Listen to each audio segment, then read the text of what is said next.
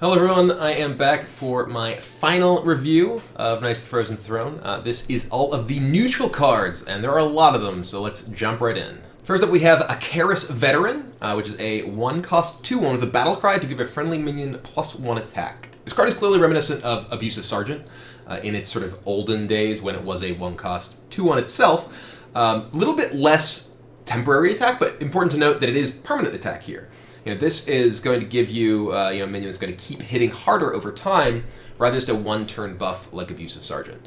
I think overall, the Abusive Sergeant buff was a more powerful effect because generally, especially with smaller minions, you'd rather get a bigger attack boost to attack into a big taunt minion or just trade up into something big, rather than a permanent boost when you're likely using this to trade anyway. But that said, this is a minion that you can play earlier on and not feel like you're necessarily wasting the buff because you can potentially get repeat hits from it. So I think this is potentially a reasonably powerful card for an aggressive sort of swarm style deck. Maybe this could help with the resurgence of Warlock Zoo. Next up we have Arfis, which is awesome. I love this card. I love that it is a dog named Arfis. It's a ghost dog. Get it? Arfis, kind of like Arthas. But it's just everything about this card is sweet. It's a 4-cost 2/2 Death Rattle, add a random Death Knight card to your hand. The Death Knight cards are a pretty wide range of very powerful cards. They were like the Death Knight spells from World of Warcraft and Warcraft 3, I believe, as well as Frostmourne. And all of those cards are very powerful. So this is one of the ways that you can get Death Knight cards, the other being the Lich King itself, and we'll get to him, don't worry. And this, I don't know if this is actually going to be powerful enough, especially considering this is a minion that can get Potion of Madness by Priest, and that can be a huge drawback. You essentially pay 4 mana to give your opponent a Death Knight card. That seems pretty rough. Get it? Rough. But anyway, it's just I think a super sweet card. It can come off of the Build-A-Beast for the Rexar Hero Power, which is pretty hilarious to me because it is a beast. But overall, I don't even care if this card is good. I love that it exists because it's hilarious and adorable, and the animations are super cool. So, thumbs up for Arfis. Next up, we have Bloodworm, which is a 4/4 Lifesteal Beast for 5. I don't think this card is quite good enough. I think that paying 5 mana for a 4/4, it feels like it's going to just leave you a little bit too far behind. It can often get traded into profitably by a lot of smaller minions. 4 is actually a particularly significant point of health because that's where like Truce of our Champion and Swipe and like Crocron Elite, those all are 4 damage things. And having a 4 damage, 4 health minion that costs more than those line up against them is pretty rough. That said, it is lifesteal. And as I've said a number of times before, lifesteal, especially with larger attack numbers, can really add up. And maybe this is a card that can go into like a more controlling hunter deck, and you can buff your Bloodworm. Imagine buffing this with things like, I'm trying to remember any of the names of the hand buff cards for hunter, like Trog Beast Rager. If you can get this buffed up with those sort of things, maybe that's powerful. Maybe that's going to be powerful enough to have the swing of, well, normally this would be a relatively weak minion, but because it's hand buffed up, the combo of that and the lifesteal can really bring you back to a game. That said, Hunter still doesn't play well from behind. Even if you can heal yourself up, you're still usually going to be behind in terms of like the quality of minions and such that you have in play in the sort of early to middle turns. And I don't know that even like a 5/5 or 6/6 lifesteal minion in turn 5 is often going to be enough to turn that around. Next up we have Bone Drake, which is a pretty cool dragon card. Death Rattle, add a random dragon to your hand. One of the things about dragon decks in Hearthstone right now is that they just don't have enough dragons. And this is obviously a dragon that can get you more dragons, and that can be, something that can enable more than just essentially priest dragon decks. Because right now, you more or less are really strained to play dragon decks outside of priest because there aren't many dragons, let alone good dragons, outside of Draconite Operative to help enable cards like Netherspite Historian. But this can maybe give you more sort of mid-range-ish type dragons that you can play alongside Historian to make other dragon classes viable with the Historian itself. Not clear that you'd want to, because I don't know that there's really enough synergies that you're getting, or enough powerful stuff like, Cindergosa off of Historian and Mage is, sort of pie-in-the-sky dream that's hilarious to me, but I don't know that it's actually good enough to justify building that deck, at least for anything competitive, but it sure will be sweet. Next up we have Bone Mare. This card I think is being pretty heavily overrated by the community. I think that Bone Mare is being looked at as, oh, this is like a Spiker Steed for any class, and it's kind of is in some ways, but it's worse against removal than Spiker Steed because, yes, it leaves behind this 5/5 body if you kill the other minion, but it doesn't necessarily leave behind a taunt. And also, the other classes that you might play Spiker Steed type effects of, like the Bone Mare, don't naturally generate minions. If you don't have a hero power that generates minions, you have to have had a minion survive with this in play, even in the turns 9 and 10 of the game, in order to actually get value off of protecting yourself with Bone Mare. I think this is likely to be a very strong arena card for sure. I think this card is potentially going to be one of the highlight arena cards in the entire set, especially considering it's a common. But I don't think that this quite has the power to break into constructed because 7's a lot of mana. And a 7-mana card that requires you to have, a substantial minion that has survived on the board to that turn for, classes that don't automatically generate minions like Paladin and Shaman do, I think is a lot to ask. So I don't think this card is going to be nearly as impactful as a lot of people seem to think it will be in constructed. Next up, Cobalt Scalebane is another dragon.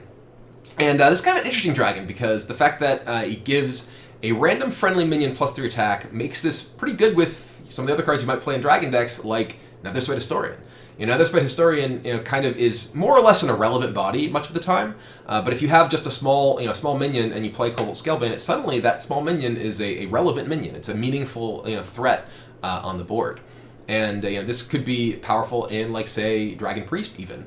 More dragon activators for your historians and for your operatives as well. And you can also make some of your mid-range minions much bigger threats. Like, play a Priest of the Feast and curve into this. Suddenly you have a 6/6 Priest of the Feast on the board, and that's much more difficult for your opponent to kill, without significant cost to them, and much better able to trade into bigger things. I think this card actually might be kind of a sleeper card of the set. I think it's reasonably powerful with very high health minions that aren't necessarily normally threatening from an attack perspective. So I think that this is a card that's worth keeping an eye on. Certainly not like a standout card of the set, but maybe a role player in some decks here and there. Next up, we have Corpse Razor. It's a 3/3 for 5 with Battlecry. Give a friendly minion Death Rattle, resummon this minion.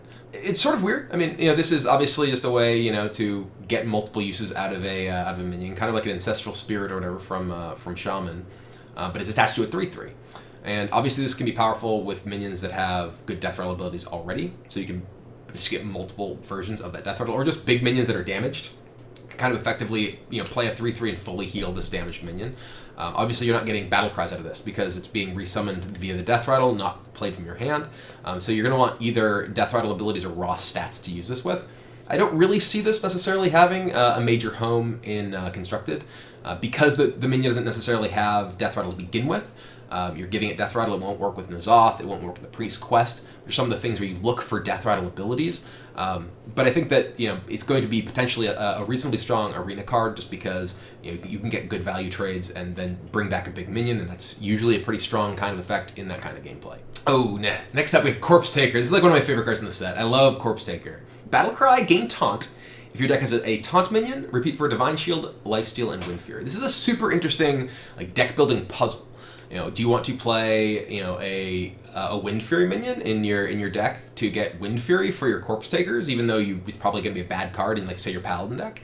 Do you play more minions with Divine Shield or Taunt in your Shaman deck that plays Corpse Taker, in addition to Alakir, which otherwise enables, all these abilities on this? Just a lot of cool puzzles to try and figure out, and sort of gameplay questions as well. Do you want to maybe play Corpse Taker earlier on the curve than your hand might optimally play out otherwise, because you don't want to run the risk of, say, only drawing your last Divine Shield or Taunt minion or whatever. I think this card is likely to be very powerful as well, especially in Paladin decks, where you have very likely a lot of Divine Shield minions, a lot of Taunt minions. Even just Divine Shield Taunt 3/3 for 4 is pretty good. It's not amazing, but it's pretty good. And then when you can add potentially Lifesteal to that, that's just a very, very powerful minion. We're talking about just a Wicker Flame Burn Bristle, which is the only card you would need to enable that, to have all those abilities. And that's just a really solid card. And add to that the possibility of hand buffing this or otherwise powering up, the Divine Shield minion with Rallying Blade. If you do that with Lifesteal, it gets even more powerful. I think this card is very, very strong. And I think we'll see a lot of it in both sort of fun, cool decks that are trying to assemble everything as well as in competitive play. Next up, Dead Scale Knight is a 1/1 Lifesteal Murloc. I don't think this card is likely to be really impactful. Murloc decks want, nowadays at least, more stable things. They have a lot more options to go with, like Rockpool Hunter and War Leader that are more likely to stay alive. That said, Lifesteal with all these buffs that we're talking about, like the Hunter and the War Leader and things like that, can be very strong with all those sort of synergies coming together. If you're looking to race, you just want more Murlocs in your deck. Maybe you're playing a Divine Favor version. You just want to spew everything out, and you want as many cheap things as you can. This could be one of those options. So I don't think it's likely to make a big splash, but there could be fringe kind of really aggressive Murloc decks that just want more 1-drops, and this is going to be better than some of the options that exist right now. All right, we have Death Axe Punisher, which to me is a very strange card. In its Battlecry, give a random lifesteal minion in your hand +2/+2. I think the idea for this card being in the set is that Blizzard kind of wanted lifesteal to feel like a mechanic that was a thing in the set, rather than like just something that already existed that they kind of co-opted and added to the set. Obviously lifesteal as a mechanic was already on effectively Mistress of Pain and Rickerflame Burn Bristle. So in order to make it seem like it not just being revisited the same mechanic, we need to highlight lifesteal in some way. And I think that's part of the reason we get Corpse Taker getting lifesteal. Part of the reason this card exists, because maybe you build a lifesteal deck down. Who knows? But lifesteal is a very powerful thing with buffs. And I've been saying that a lot through all of these reviews, is lifesteal is an ability that gets a lot more powerful as the attack numbers go up. And this is a card that can make those attack numbers go up. It can't work with Corpse Taker because it has a battle cry to gain the lifesteal, so you can't use that combination. But maybe you use this with Wickerflame Burn Bristle, maybe use it with the Murloc, who knows, maybe use it with the Slug. I don't think this is a card that's really likely to be like a top tier competitive card by any means. I don't think it's really going to be a card that sees play in even like tier 2 or 3 decks. But I think it's a cool card, and I get why it's included in the set. Now we have Death Speaker. This is like a Nerubian thing, right? He's really creepy. But this is a really interesting card. Give a friendly minion immune this turn. So, this can allow you to have a minion in play that can survive like big damage AoE. Benbroad is actually saying that this was one of the things that caused them to nerf Defile with Dreadsteed, to nerf Dreadsteed, because you could Death Speaker a Knife Juggler and then Defile and just kill your opponent instantly. I think the bigger concern is that the Defile never actually ends because your your Dreadsteeds rather keep dying. But this is just kind of an interesting card. You can get great value trades, kind of like just a Divine Shield kind of thing. It's interesting, like the difference between Divine Shield and Immune in this instance too. I don't really totally understand how those work. Immune sounds like it should be like nothing can stop this, but the reality is I think it can't be targeted. It can't take damage. I don't even know if it can be targeted, but it's your turn anyway, so you can probably target it. Most things are only ever immune for your turn. But it's weird, because obviously this is not quite Divine Shield, because it only lasts for the turn, but in what ways is it better than giving it Divine Shield? I'm not totally sure. I guess if something's going to take damage tons of times, like perhaps repetitively from Defile, maybe your Death Speaker can be a Defile combo all the time. I don't know, but it's an interesting puzzle to try and figure out what crazy combos can I do with this card. I don't know what they are. But I like that, I've said this many times, I like that there's a lot of open-ended things like what crazy things can I do with this card that do exist in this set. Speaking of crazy things you can do with a card, Dakari Enchanter, your end of turn effects trigger twice. So this is well, what do I do with this? It's there's Cabal Trafficker, there's Emperor Thaurissan, there's the Lich King, which of course we'll get to. There's all sorts of stuff that this can combo with, the Dread Lord guy in Warlock, you do 2 to everything instead of 1. I don't know that this is a card that's going to be powerful, because this requires setup, is it worth paying this extra 3 mana alongside the thing that you're playing with the end of turn effect, and just getting a 1/5 for it. It's hard to say that's going to be worth including a lot of top competitive decks, but there's so many open-ended possibilities of you play this with Emperor Thaurissan, you're guaranteed 2 triggers and a full hand. Now what do?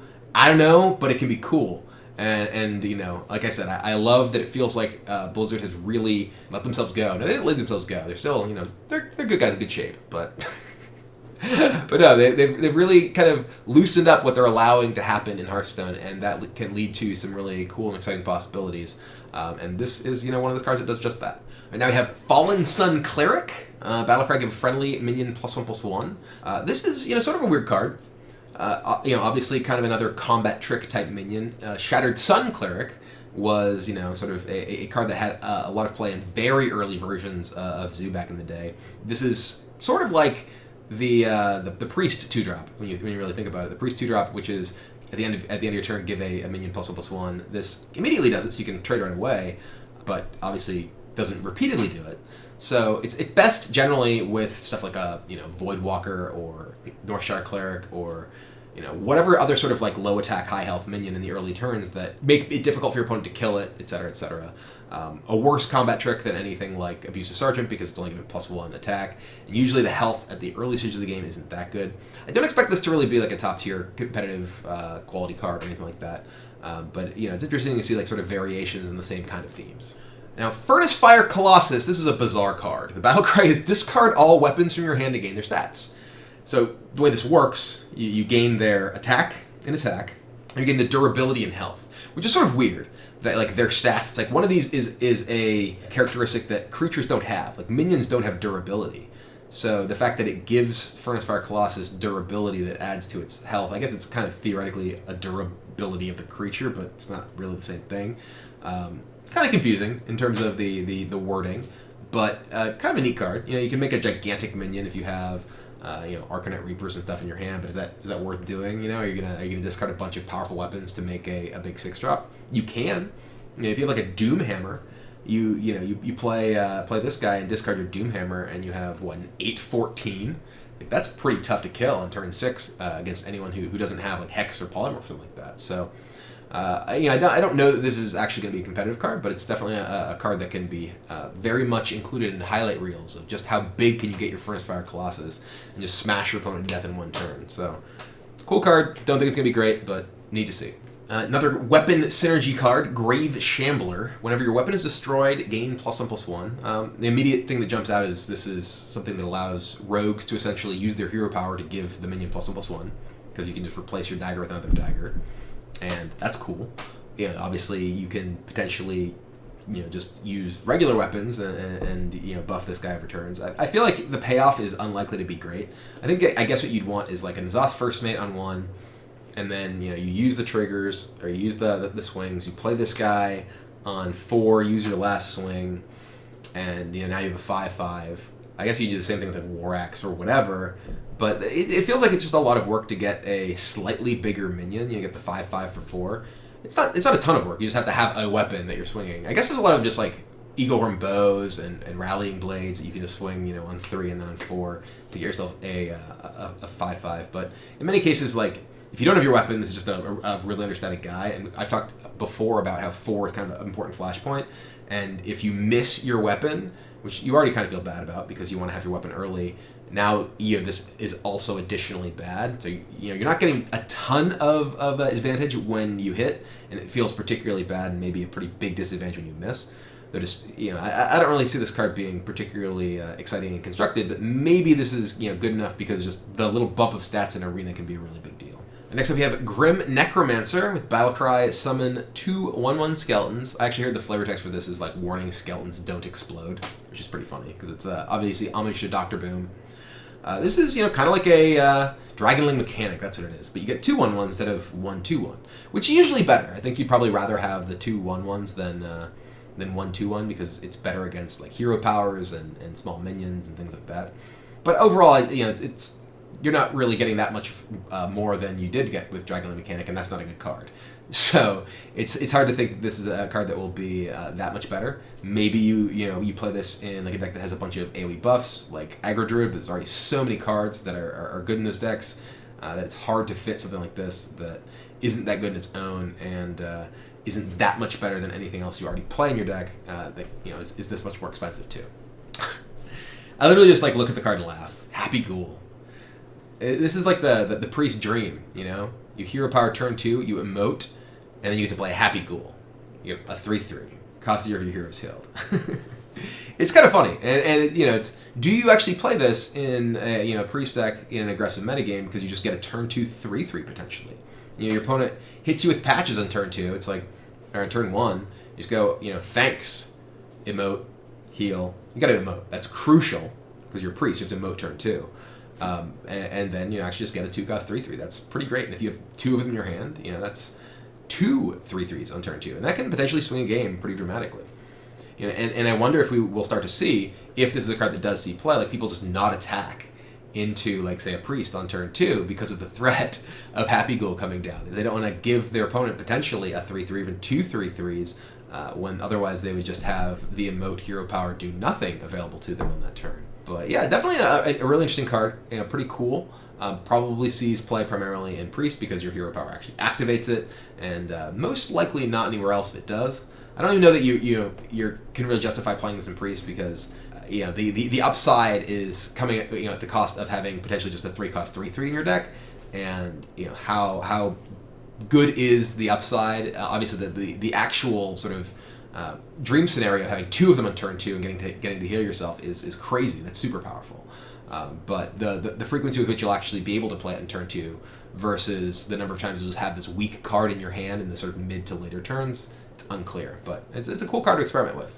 All right, next card is Hilde Frostrider. I don't know if I pronounced that right, but it's a 3-cost 4/4, which is a good stat line. With Battlecry, freeze your other minions. So obviously a drawback, but a good body here. So a 4/4 for 3 really kind of outclasses most things you tend to see on the board at that time.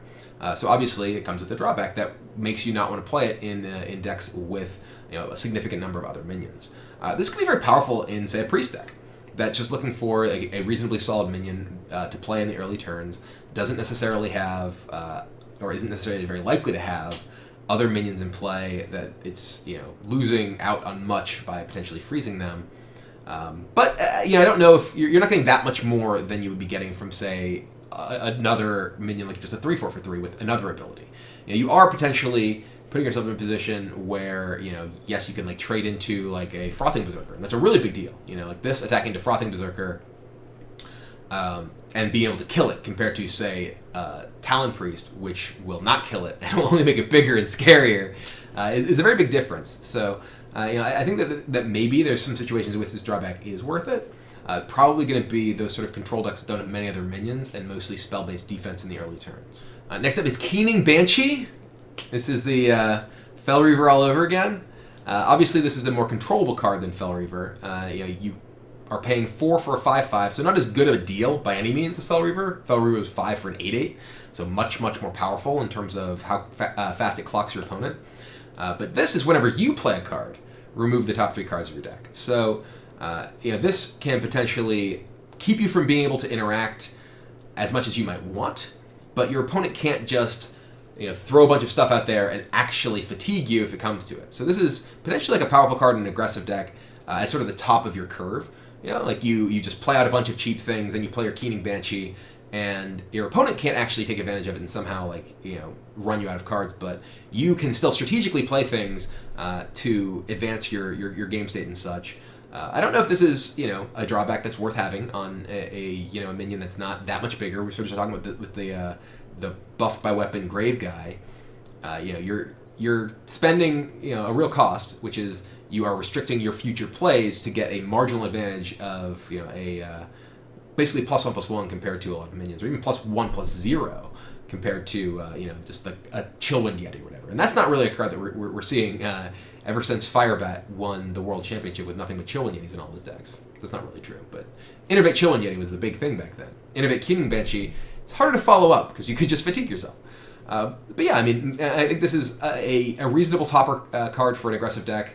Not really nearly as bad a drawback as people seem to think, because it is unlikely you're going to actually fatigue yourself in most games, and you actually have control over it too, unlike Fel Reaver. But I don't think this is as good as Fel Reaver because you aren't really getting something that's that big above the curve, and I think you can probably do better in most decks.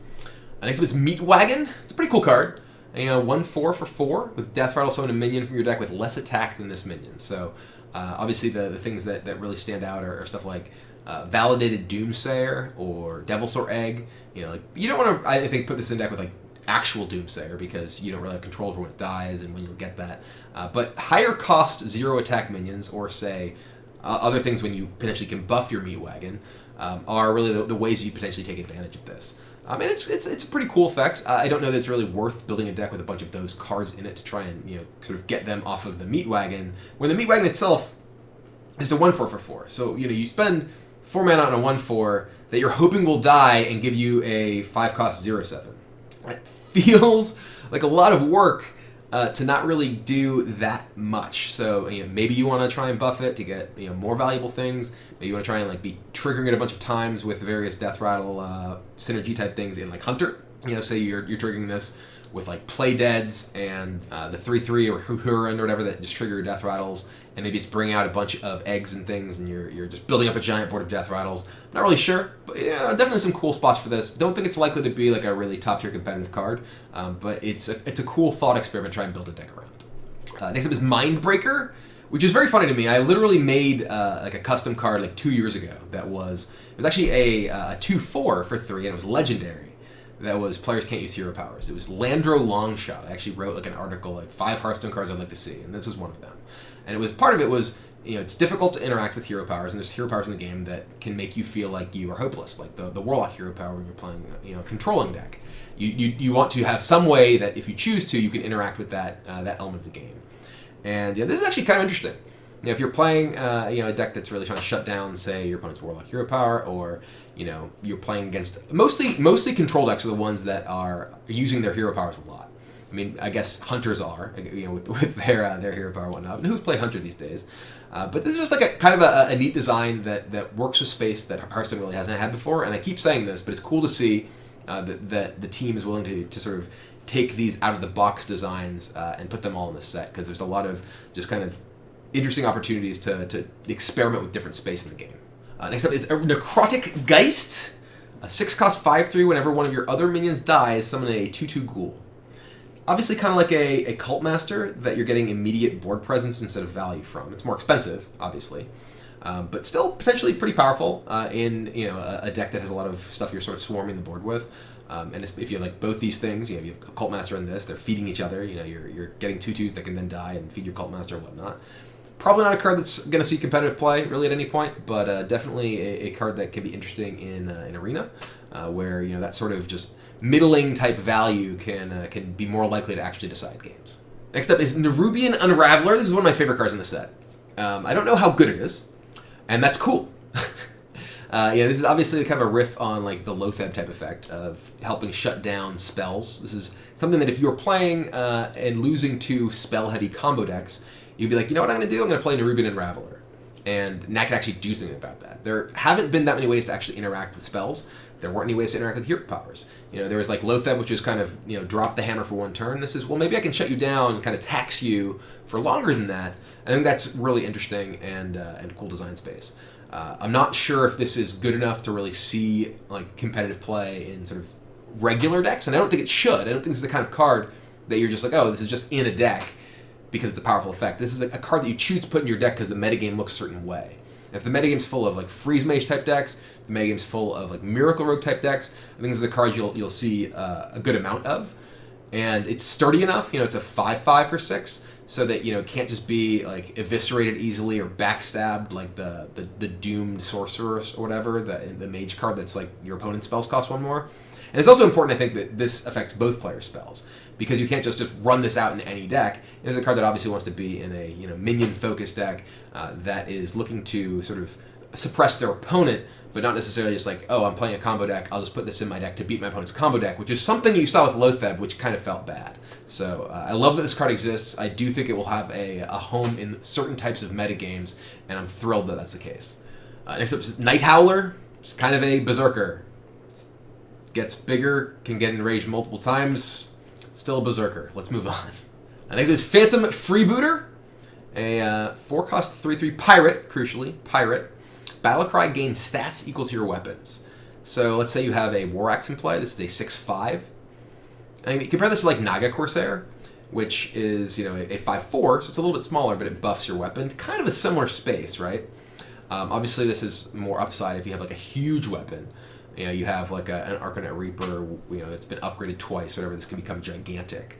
But I think that the upside of your minion that can't attack right away getting bigger is much smaller than like buffing your weapon that can then let you trade into something bigger. Usually Pirate Warrior is less about I have a mid-range giant guy, like this card can be, and more about I get these sort of incremental advantages over the course of the game with weapons and whatnot.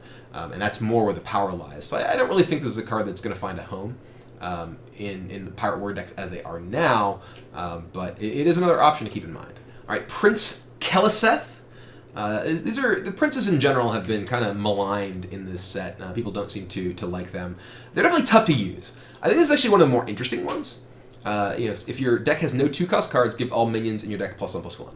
So this is a card that naturally wants to be played with a bunch of cheap minions, I think. I think this is a card that basically wants to go in like Quest Hunter. Because Quest Hunter wants to play a ton of 1-cost minions.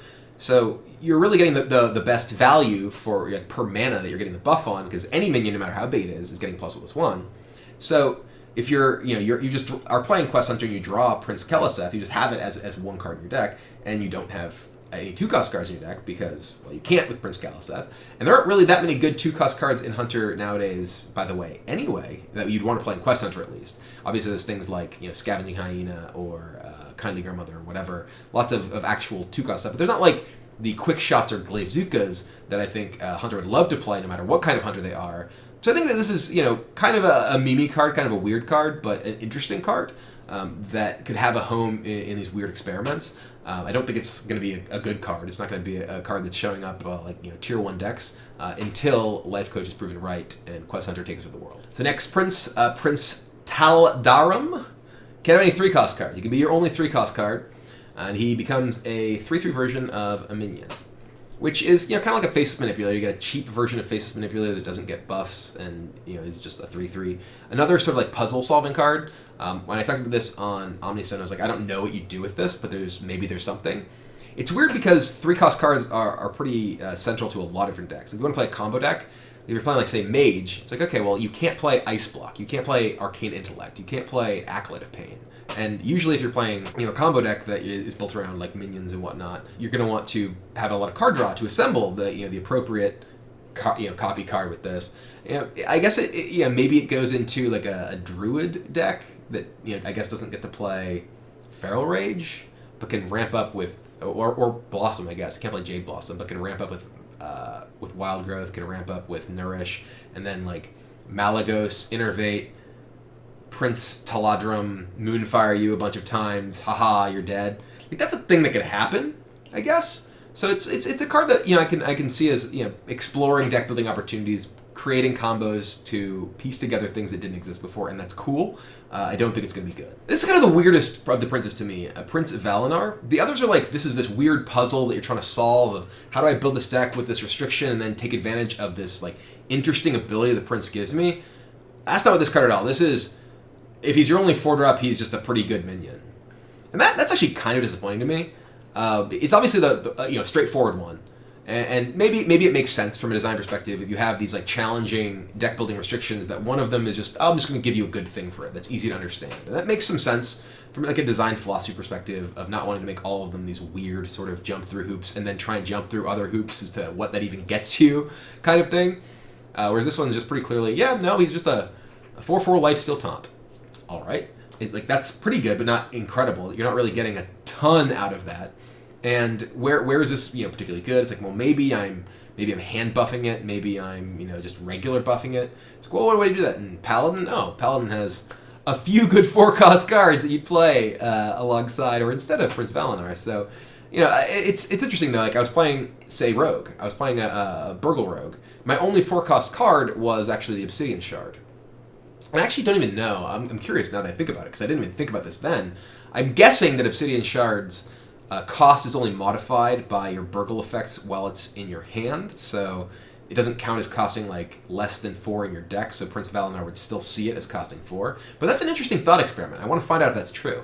Someone, I'm sure can find that out and tell me in the comments, because if you can play that as your only 4-cost card in that deck, that's actually kind of interesting. But anyway, like I said, it's kind of, do you have 4-cost guys in your deck? Does it want a lifesteal taunt guy? All right, well then maybe you play this. Very much more straightforward version of the other princes, but I guess that makes sense to have one of them do that this way. Next up we have Rattler Rascal, who's a very funny name to say if you have a lisp. 4-cost 2/2, Battlecry, make a 5/5, so it's a 4-cost 7/7, fundamentally. Death Rattle summon one for your opponent. So, you get a really powerful immediate effect, but you run the risk of your opponent killing your Rascal and getting one for themselves.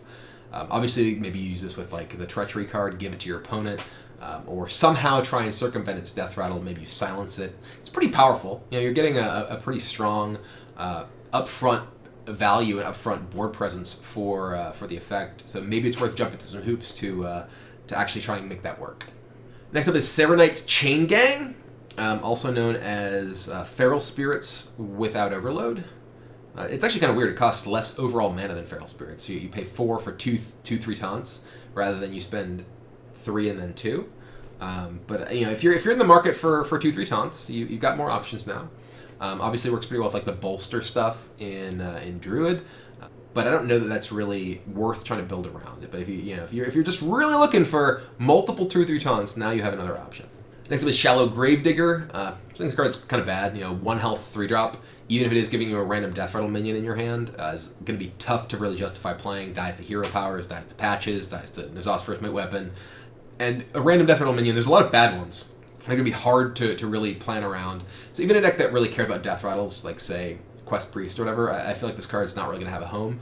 I think it's fine as a card that highlights, hey, this set cares about Death Rattles. Here's a Death Rattle to give you a Death Rattle. Haha, I heard you like Death Rattles, so I put a Death Rattle on your Death Rattle. But otherwise, like, I don't really think this is a card that really has much competitive viability. Next up is Scalemancer, this is one of the most interesting of the if it's your opponent's turn cards, because a lot of them have been like, they give you a kind of decent rate, and then give you a benefit back if your opponent kills them in their turn. This is more like you pay up front and get a really bad deal, but if you can somehow get your opponent to kill it, which they will never really intentionally do, because it's such a bad deal, you get really paid off. Now, this is a great card to like play into a Doomsayer. It's a great card to play against an opponent who you think has to AoE you. It's a great card to play and then immediately taunt up because then your opponent has to attack through it and then give you an 8/8. It's obviously, if you're investing a lot of stuff into trying to force your opponent to do this, if you're like, say, Spike Ridge Steeding this or whatever, it can obviously get devolved or hexed or something like that. So it runs a lot of risk. But I think this is a pretty interesting card, and I would not be surprised to see kind of sneaking into decks depending on what the metagame looks like, especially with respect to Doomsayers and area effect. All right, Skulking Geist. This is the fabled Jade Druid killer. I love this card exists. I think that it's important to give people tools, much like the Rubian Unraveler, to feel like they have a way to beat a thing that they're losing to. And I think that Jade Druid kind of felt like that way to a lot of people. They're like, okay, I want to play a control deck, and my control deck kills their guys, and it's really tough to ever kill them or all their guys because they have this recycling and all this card draw and all this armor gain and whatnot. So I want a way to beat them. Okay, well, here. If you're losing to exactly Jade Idol, this beats Jade Idol. I still think that the problem with Jade Druid fundamentally is Auctioneer, not Jade Idol, because no one ever lost to just reshuffling Jade Idols when there wasn't a bunch of extra card draw involved. But that's neither here nor there. I do like the fact that you can now feel like if you really want to play sort of an attrition style kill all your stuff control deck and want to still feel like you have a hope to beat Jade Druid, this is a card you can put into your deck. I do think that you will still lose games to Jade Druid because that's not how they beat you all the time. Often they just beat you by making minions that you can't kill. But if you do get to the stage of the game and you feel like, haha, I have everything I need, and I'm only going to lose to Jade Idol Recursion, now you have an answer, and I think that's great. What more can I say? It's Snow Flipper Penguin. It's a 0-cost 1/1. It's great for Hobgoblin and Wild. You have more 0-cost 1/1s. It's also adorable. Look at it. It's kind of neat with potentially with Hunter, honestly. And maybe you play this in a Hunter deck that's trying to curve out really quickly and manifest your beast synergies early. You can play it alongside Houndmaster, get a 4/3 and a 3/3 on turn 4. Huh? Mostly I think it's going to be a meme card. Mostly I think it's just like, look at all the Snow Flipper Penguins dying to various things in videos and such.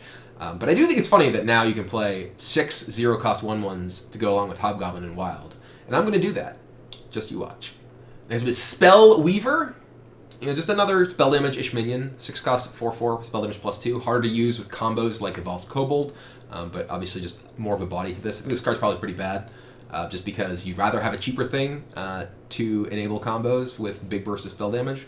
But now that there's no Ice Lance in Standard, there's fewer sort of cheap opponent-damaging cards that you need to worry about for getting boosted by big spell damage. It looks like Blizzard feels more comfortable making more spell damage cards, so a lot more options if you're looking to build a deck around that kind of thing.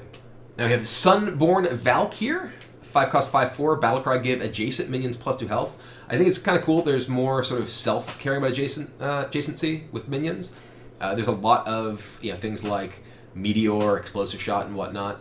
And it feels weird that there's just things that punish you for positioning your guys in a certain way, but not really things that pay you off for doing it a certain way, other than like Flame Tongue Totem. So just more of that mechanic I think is interesting because it's design space that Hearthstone has, they can use, that haven't done a ton with. That said, I don't think this card is particularly great. I think it's maybe good in Arena, but not really particularly strong in Constructor. You'd have to have like multiple guys already in play to really get much value out of this. You really want to have 2 guys next to the Sunburn Valkyrie to get the bonus to really feel like you're getting paid off, because otherwise you're just playing a 5-cost 5/4, and that's pretty bad. Next, we have another of the new spell damage minions. This is an interesting one, though. This is a 1/1 Divine Shield with spell damage +1. And it's another option other than like the Kobold that we saw Amnesiac playing in his Shaman deck last year that everyone ultimately ended up copying at the World Championships to make Spirit Claws and Maelstrom Portal so powerful. But yeah, if you're looking to actually have spell damage that might be able to stick around, Divine Shield is obviously a great way to potentially do that, to try and get that value over multiple turns. Just more options for the same kind of thing, which I think can lead to more varieties of possible decks, which is cool. All right, here he is, the Lich King. This card is insane. I've seen some people say like, oh, he's just an Ironbark Protector that, your opponent's just going to kill right away. It's like, well, if they don't kill your 8-cost 8/8 taunt right away, and it's not that easy. The number of times your opponent's played a big minion in the late turns of the game, you're like, well, I can't kill this right now. I'm going to have to wait and kill it next turn or something like that. That happens a lot. And even if they do kill it right away, you got a Death Knight card. And the Death Knight cards are all super powerful. And then if they don't kill it right away, you get another one the next turn, and another one the next turn, if it actually survives that long. Also, by the way, you can get it off Stonehill Defender and things like that. This card is, I think, just kind of bananas. This is like the Dr. Boom of the set. And part of that is because it's just a powerful neutral legendary minion that can go into really any deck. I don't think it's necessarily going to be in every deck. I don't think it's going to be, say in Evolve Shaman, for instance. They're not really interested in a big, individual minion late in the game. But any kind of control deck can play this card, and it's powerful in that deck. I think this card is super, super strong, and frankly, I'm kind of glad that it is, because I think that it's important that for people who are fans of the Warcraft universe and the lore and things like that, that cool, iconic characters are portrayed in a way that makes them feel cool. I think, for instance, Illidan is one of the biggest bummers for someone who's a Hearthstone player who came from WoW, and oh, Illidan's such a cool guy. It's well, actually, he's this terrible card that no one plays. Well, that stinks. I worked on the Versus System trading card game, which was a superhero trading card game that was Marvel and DC characters. And some of the best cards in that game were characters that no one who didn't follow comics incredibly deeply had ever heard of. It was oh, Ahmed Samsara is the best superhero, and from this team, and Dr. Light is this totally busted card, and also Wolverine sucks. And it's what? How Wolverine and Spider-Man and these? This is just bad marketing, let alone design. And good form, making the Lich King a standout, powerful card in the set, because WoW fans are gonna love it, and I love it too. What more can one say about Ticking Abomination that hasn't already been said? Since we had so long to discuss only Ticking Abomination, when it was the only card revealed for the first day of reveals that we had waited so long for.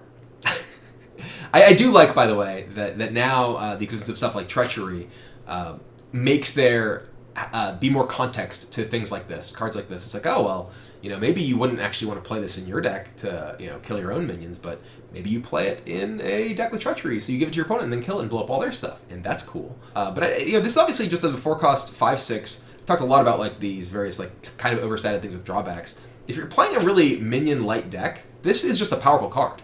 If you don't have 2-drops and 3-drops and 4-drops, even if you have 2-drops, you play your Arcanologist on 2, and you play Spell on 3, Spell and play this on 4, your Arcanologist very likely died by now. And now you just have a 5/6 for 4. And yes, it's going to restrict your ability to play additional minions while it's alive, but that's powerful. And I think this card is was looked at as a meme for so long that people were just oh, it's so bad, it's so bad. But I think this is actually the kind of card that can have a home in the right deck, because you are getting a really good deal stat-wise, as long as you just don't want to play their minions for a few turns. So I think this is a card that people are very much sleeping on, and I am totally non-meme-tastically saying that I think it might see play. All right, Tomb Lurker, another battle cry, add a random death rattle minion that died this game to your hand. It's another battle cry minion that cares about death rattle when you want to have usually for a lot of the things that care about death rattle, you want to have a lot of death rattles.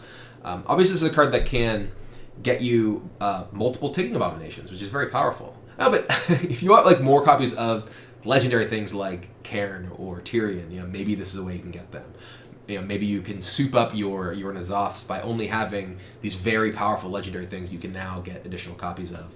I'm not really buying it. I think that this is likely to just be too weak by itself. You're paying 5 for a 5/3. It is pretty high value. It's effectively draw a card from a subset of the cards that you've played so far, which are likely to be cards you want to draw because they're powerful, because that's what you built your deck to do. So I can see that being a thing, giving you access to more of those powerful death rattles. I don't think it's going to be like a widely played card, but maybe in some sort of very specific like anti-control N'Zoth type strategy, it could find a home. Next we have Tuskour Fisherman, who's a 2/3 for 2, who can give a friendly minion spell damage +1 with Battle Cry. A lot of new spell damage cards in this set, which again I think really has a lot to do with moving away from having so much cheap burst damage available in the form of like Ice Lance, and spell damage no longer being a terrifying thing to give out. And this is interesting because the stats are mediocre. It's a River Crocolisk, but you could potentially put spell damage on something else. If you put spell damage on something that's less likely to die, maybe a more durable minion, or maybe a minion that your opponent doesn't want to have to waste their time to attack and kill. Maybe you can have that spell damage sit around longer. It's a hard card to really evaluate, because if you want spell damage, you usually really want spell damage, so you don't want to have to set up spell damage plus this other thing. You have to have a minion, then you draw your spell damage minion. Well, you have to have that minion survive and play this, and I'm not really finding where I think this is likely to be super strong and constructed, but I think it's a neat take on the ability. Next up, Venomancer, 2/5 poisonous for 5. More poisonous stuff in this set because there's spiders. I get it. Not a card I'm going to play. Maybe it's an arena card. Pretty high health poisonous could be good. Can maybe take out a couple of mid-sized things and survive. I don't know, but not really a card that's going to be knocking down anyone's door. Next we have Ghoul, which is a 3-cost 3/1 death rattle. If your opponent's turn, summon a 2/2 Ghoul. This is a card that I actually think is pretty interesting. I think it may be a little bit too fragile with the 1 health on the front end. But if you're looking for something that's like, okay, I really want a minion to survive until my turn 4. Say you're playing, I don't know, a Galvadon deck, and you have a Silvermoon Portal and a Blessing of Kings in your hand. You play Ghoul. It's like, okay, well, unless you have 2 sources to kill the 1 health and the 2 health, there's a very good chance that I get something on my turn to buff.